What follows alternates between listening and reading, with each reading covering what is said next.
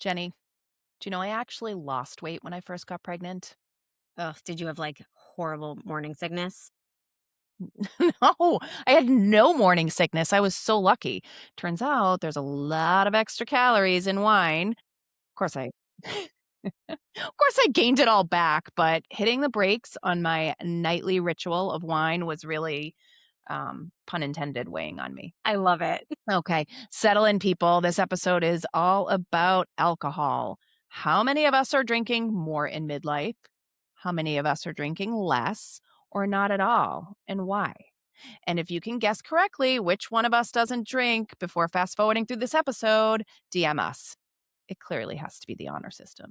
All right. And before we dive into the data, just a reminder for those of you who might be joining in new to the podcast, Midlife Confidential is all about gathering the insights from you all anonymously around topics that we all want to know about, but we might feel a little nervous or uncomfortable talking about in person. And we take that data and then we share it with you all. And this is all around midlife topics that we're thinking about that are impacting us on a day to day basis. And we're excited to be here to share that with you and to spark conversation and discussion. And to stay connected with us, make sure that you like and subscribe on whatever platform you get your podcasts. It's really easy for you and it really helps us grow the show. All right, let's get into it.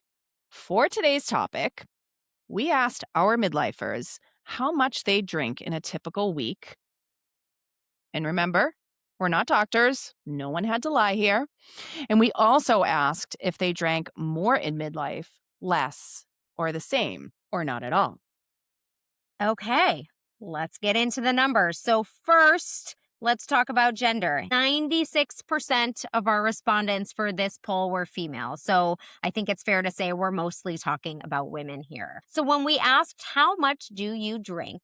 The breakdown was as follows: 30% of you do not drink. I was shocked by this. 42% of you have about 1 to 2 drinks a week. 12% of you have about 4 to 7 drinks per week, and 17% say you have between 8 and 15 drinks a week. The next question we asked was about changes to your drinking in midlife. 50% of you say you drink less now than you used to. 25% of you have stopped drinking in midlife. 17% of you said it stayed the same. 4% of you drink more, and 4% of you identify as sober curious slash you are trying to cut back. Along those lines, for those who are trying to cut back, we asked why.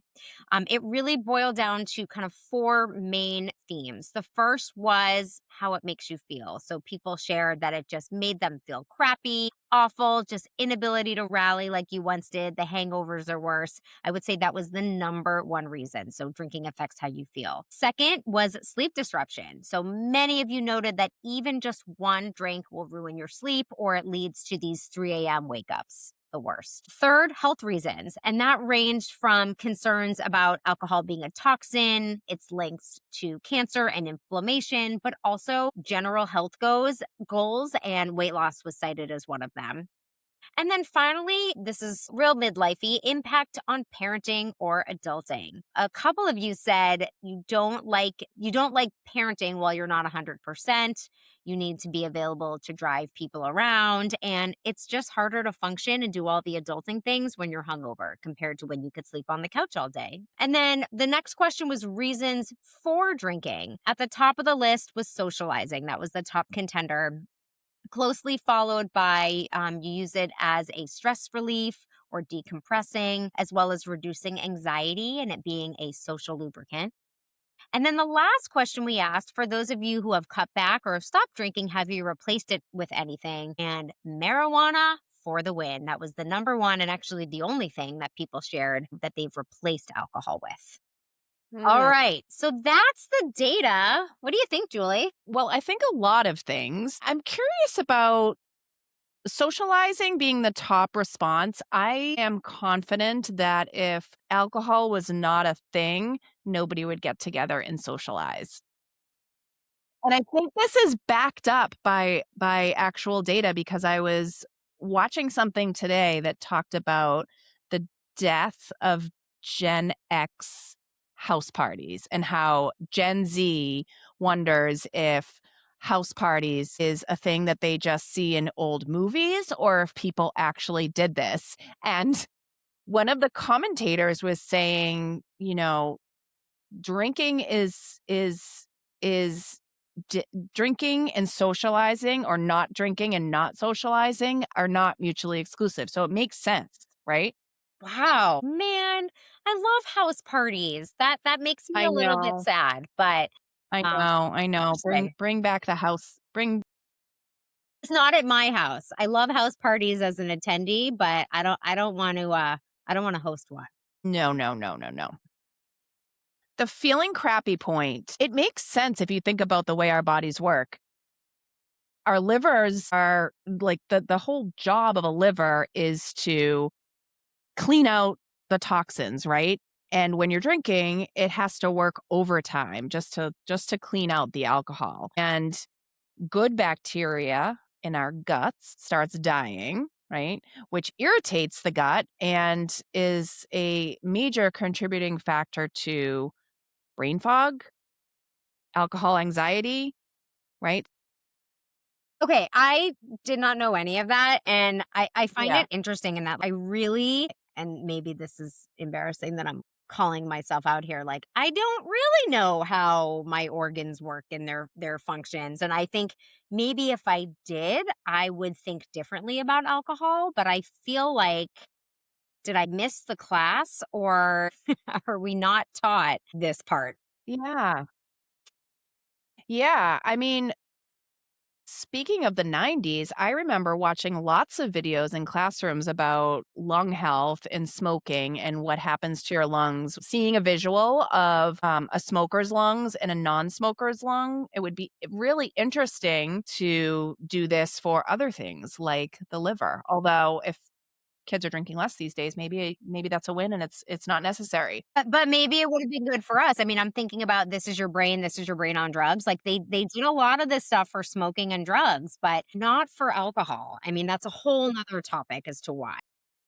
Totally. And a lot of things are happening at once at this age in midlife, right? For women, our bodies are changing drastically in perimenopause or menopause. And it's hard to know where one symptom ends and the other one begins Totally. and what's related to, just biological function and the things we put in our body. Sleep disruption. So, research shows that yes, while alcohol is a sedative that helps you fall asleep faster, it also creates this rebound effect in the second half of the night. So this is that 3 a.m. wake up, people. Mm. I know you're out there, listeners. So it's not just because you have to pee. There's actually something else going on. Right. So as the liver metabolizes the alcohol, the body's sympathetic nervous system, that's the fight or flight that we talk about way too much on these podcast I episodes. think we bring it in every episode somehow. We should just rename ourselves fight or flight. Midlife. But this fight or flight mode activates, and this leads to fragmentation in your sleep. So frequent awakenings, a lighter sleep, right? So your brain never actually goes into REM. Your heart rate and your body temperature increases. Oh, who the fuck needs hotter nights? No. But this explains. This is the point where that panic that many of our listeners mentioned, the 3 a.m. panic, the racing heart, that's really where this kind of rears its ugly head. And it does not take, this is what shocks me. It does not take that much alcohol to um to do this. Huh. Okay. Oh, interesting. Yeah. And women, we are just more vulnerable. Studies indicate that alcohol's impact on sleep structure is more pronounced in women due to metabolism and hormonal shifts. So, those of us in perimenopause, all of us, or menopause, many of us, alcohol really can and does exacerbate things like night sweats and hot flashes, further disrupting thermoregulation. How's that for an ugly word? Yeah, thermoregulation. I'm gonna try and use that in a sentence this weekend. Seems like this would be a good point for cooling sheet advertisement. Yes, yes, we need to, should we start selling things? I think we should. This makes a lot of sense, and I think this supports the data. A lot of the comments, talk about even just 1 or 2 drinks. The reason a lot of women are cutting back is because they just feel awful, and so it's helpful to know that a lot of this is biological and that, we're working against other things that are happening in our bodies, that alcohol is probably just adding to the problem. And yeah, it explains a lot as to why we can't tolerate alcohol the way we used to. Yeah, and it's so interesting, the body and the mind, how good it feels for the few hours that someone is having drinks, but then how terrible it feels for the 16 other hours, Yeah. right? That your body's processing it or you're thinking about it and getting to the end of Mhm. your day and stuff. Mhm, So, mhm. Not to mention the next morning when you're, like, trying to piece together the night before. I mean, yeah, you start to wonder, is it all worth it? yeah, yeah. So, as we shared, the data shows that a lot of people have stopped drinking or cutting back on drinking. And then there were a number of people who would identify as sober curious. So, we did some research on this, and it's not a trend anymore. It is actually a massive economic shift, and it's just driven by what you were saying, Julie, that like middle-aged bodies and alcohol like do not mix. So it's no longer like what was it? You can't mix hard alcohol and beer. You just can't mix alcohol Yeah. and being middle-aged, getting old. What what was it? Was liquor before Beer beer, and you're in the the clear, beer before liquor, never sicker. I think that is bullshit, and I think it's funny that we both remember that fun little limerick. um So, a couple of things have driven this sober curious movement. So, the first is this investment in what they say is strategy over quitting. And so, a lot of midlife women frame sober curiosity around biohacking. So, instead of this stigma around, like, well, I'm in recovery, women are actually treating sobriety now as a luxury wellness investment. So, we've talked about Botox, we've talked about exercise. This is really about optimizing your sleep and mood over fixing a problem. So, it's a little more socially acceptable to do that. Yeah, I like that biohacking phrase. And I talk to a lot of my clients in a professional setting around this idea of like currency over deprivation, right? You're actually giving a gift to your body by not putting the thing in your body that your body either rejects or has to work extra hard to get rid of. Like that. So it's a mindset shift more than anything of you're getting a gift versus you're losing something. Yeah. Huh. Oh, that's cool. Let's now talk about the alternative beverage boom. I mean, you cannot go into a liquor store without seeing an entire aisle now dedicated to non alcoholic beverages. The research that we did said it's projected to hit $178 billion. So we're not just talking about O'Doul's anymore. The fastest growing segment here are those non alcoholic spirits. I think we all know what those are. You see them, they're in really pretty cans. And then there's also this new thing called a functional beverage. So these are drinks with benefits. I've started to see these pop up, and they have things infused in them that help with stress, brain fog, sleep. So now you're not only not drinking alcohol, but you're drinking something that's actually going to help with the things that people are struggling with at this stage of life. Are you aware of these, Julia? Do you have any favorites? I am. I have a few favorites, and I love that it's sort of like the marriage of the wellness and fitness industry with the beverage industry because it's making me think of also all maybe that's what you're talking about with adaptogens, like all the recovery Yep. drinks that are out there Yeah. too. I love Athletic for an NA beer. I love it. There's multiple different kinds now. My God, remember when it was just O'Doul's? I mean, I don't. You know, we were kids I then. know. We were drinking all the gross shit then. We weren't drinking the non-alcoholic beers. Right, right, but athletic, and then also I just heard of a new one called Groovy, a non-alcoholic rosé. So there's lots of great ones out there. Sometimes if you're not drinking, it just feels good to have something fancy in your hand and not just I a agree. plain old plain old bubbly water or, Yeah. Tap water. Yeah, boring. What about you?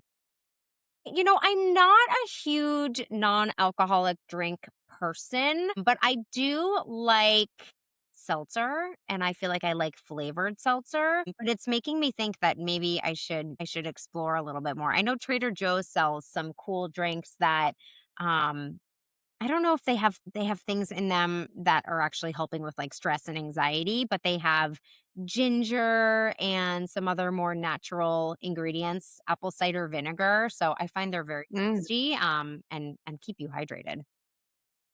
Trader Joe's also has hop water. You can find hop water in lots of places. I happen to love this brand that they sell at Trader Joe's, Zero Gravity, and it's basically like bubbly water infused with hops. It's very good. Interesting. See, I don't love the taste of beer. It sounds like you like beer because the athletic beer and the hops like that, I don't know. If I never had to have a hop taste again, I'd be okay. Okay, all right. Moving right along. You hop lover. Right. Next, related to the sober curious movement is this permission slip economy.